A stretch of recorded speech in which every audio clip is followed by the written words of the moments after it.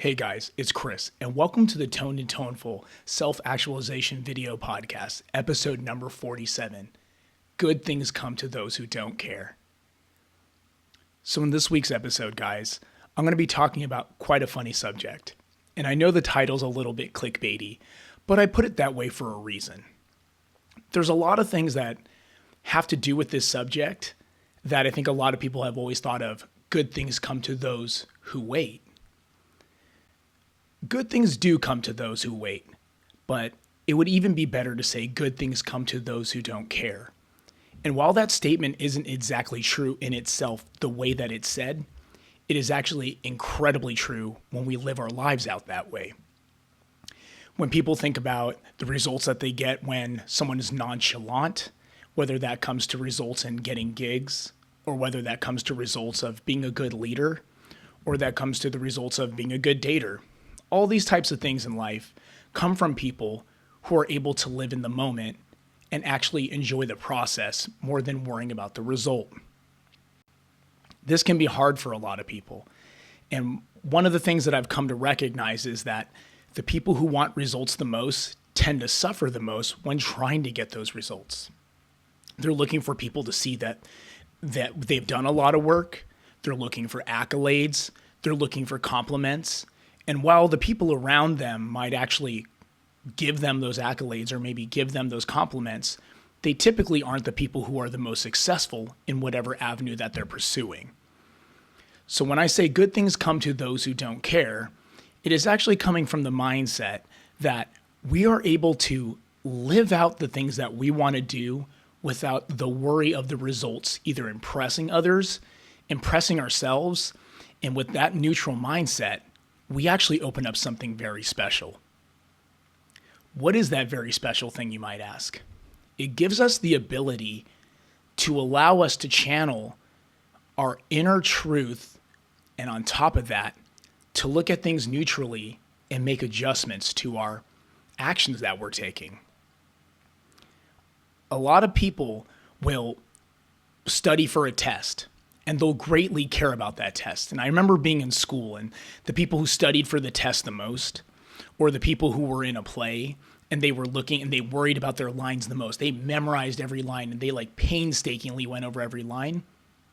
Many of those people actually ended up forgetting the line when the time came, or when the test came, they ended up getting that B+ instead of the A+ that they were hoping for, because they couldn't trust the fact that they had done the work and allow themselves to absorb the information. People who don't care as much about the result of things, and this isn't to say that we don't take pride in who we are, or we don't take pride in the actual result, but when we're approaching it from the mindset that we're very worried about it being perfect, or that we're very worried about others seeing in it what we want them to see in it, it becomes a very hard place to keep yourself in, and it doesn't allow you to make adjustments to your process. One of the really big things on Toned and Toneful has always been our ability to take the process that we're working on and allow that to be that's what we're working on. Instead of working on the final product, we should be working on the process at which we get to the final product. We should be working on the mindset at which we can get from 0 to 60 in that process faster, rather than burning out so much of our energy going, if you're a content creator, how many likes did I get? If you're in school, did I get valedictorian? If you're working on something with people, did I make the best, whatever the item is? Those things will matter less and less when you can realize that your ability to change the process becomes your ability to deliver the results that you want. There are so many different forms of artwork, and there are so many different forms of what true learning is. Maybe that test that you want the A on, you can get an A, and maybe you study to death. But if you don't remember it later, what does that mean for you? That means that the process that you use to study for a test isn't one that allows the information to stick to you. Or if you're making a piece of art, if you don't really observe the process at what got you to that level of storytelling in your art, that brought you to that level of clarity in the conception and what you're delivering to your audience, you might not be able to go back to that place. And I think many bands actually suffer from this. Like, you look at the early part of a band's career, many bands, their first like album 1 through 3 that's their pinnacle work. But if they were to actually remember how they felt as a young musician, being so involved in the writing, being so involved in the process of their storytelling, they could actually still maybe maintain a more consistent quality of record.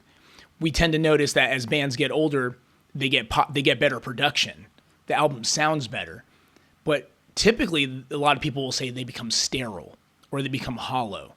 And you see a lot of art pieces from artists that start out as these beautiful pieces of art and slowly devolve into something that you're like, they're not the original artist that they were. And maybe that's part of their story. Maybe something's changing. But I think if you were to take a lot of those artists and put them in a space where you were to ask them, hey, is this really what you want to deliver?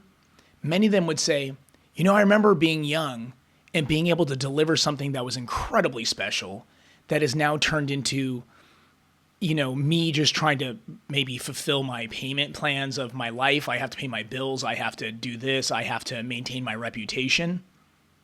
Versus somebody who in the early years, the band was out every night. They were spending time together. They were doing funny things. They were living in such a way that no matter how you sliced it, there was a story and there was an aesthetic to what they were creating that actually melded with their art. So when we don't care, it's not that we're fully not caring, it's that we're allowing that our inner self to come out. And in many episodes of Tone and Toneful, I bring up normal conversation. And the reason I use that as an example into how we should communicate as an artist and how we should treat ourselves when we're working through something being different or learning from it is because we have conversations all the time. We've all been in an argument with someone that we care about deeply. We've all been elated with someone that we care about deeply. We've all tried to ask a question that wasn't clear. We've all embarrassed ourselves by saying the wrong thing at the wrong place. And if you were to take that information, you would go, hey, I'll never say that there again. Or you go, hey, next time that's, someone in my life has their feelings hurt, I'll make sure to ask them this in a certain way and have a little bit of consciousness towards their feelings and towards what's going on in their life. But if you really take it back a step, that is being aware of the process. This is where if you can let go of the results a little more, you actually can see a little more of who you are and what you do. And not only will you become happier with the results that you have because they represent you better, but you'll also be happier because you're not taking what other people think of what you do or taking outside opinions and putting that on yourself as if that's the mere whole point of why you're doing this. As an artist, you are compelled to make art from your internal core. For many of us, going to bed at night without playing music, our musical instrument, or without observing writing some lyrics or singing or listening to music, we would feel incomplete. That's what draws us into this world of being the musicians that we are, and it's what draws us into the mindset that we have in creation. So even though we can learn to not care about the result, it is not truly that we don't care. We still want to keep the ability to go, hey, I really want to put out quality. There's nothing wrong with that. I want to put out something that truly represents me, and I do want to fill the details in correctly. That's important. And that's why you being able to work from your thought to your actual idea being carried out, making an action is so important. Because if you're consistently carrying out action, you're no longer trapped by the idea that each little thing you do is so important that you can't move forward. In a previous episode of Tone and Toneful, I did state one time, it is better to move forward imperfectly than stay still in perfection. And I still stand behind that 1,000 times. There are so many friends of mine and so many artists that I know who are so close to releasing something right now, who are so close to finishing up work that they're doing. And some of them have showed me the process that they work through. And I'm completely astounded by how clear it is. And they're able to take action on each individual part. And they look at those components as part of the process and they enjoy it because they can take bite-sized chunks of it and they are working towards their goal as quickly as possible. Quickness is important. Action is something. Momentum is something. There's a friend of mine named Prey, and his name is Prerak, and if I'm saying it wrong, please let me know, brother. I'm just going off my memory of everything, but he just put out a single. And one of the things that he's been really putting forward into his artistic notion is that momentum is everything, that taking action is everything. And this is not to be oversighted. He is a very young man, 21, 22 years old, and he can already see this. I know so many artists who are twice his age, 3 times his age, who are trapped in the perfectionist mindset and do not enjoy doing the things that they like to do because they feel very afraid of the results that they're going to get, rather than still enjoying the art that they make and doing the things that they do. And that's what this is about. That's what this connection to being all about your art and being all about the things that you want to do is about. It's about putting yourself in the position that you can keep creating while enjoying the process. And while the process is going to lead you, the results can show you things that can help change the process. Hey, it took me 3 years to put out that song. It got a great response. But now I kind of realize I don't want to take 3 years again to put out another song. That's a very important thing to notice.